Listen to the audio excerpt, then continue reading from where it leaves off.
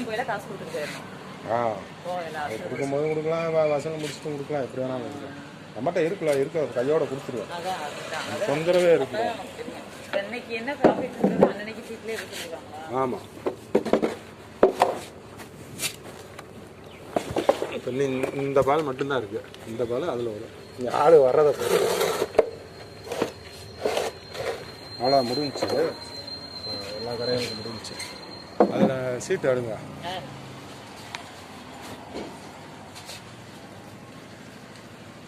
இதில் இந்த கடை பூரா நான் விட்ட கடை. இந்த சரவணா டீ இந்த டீ கடை டீ பின்னாடி இருக்குது. மலர் கடை அந்த கடைசியில் இருக்குது.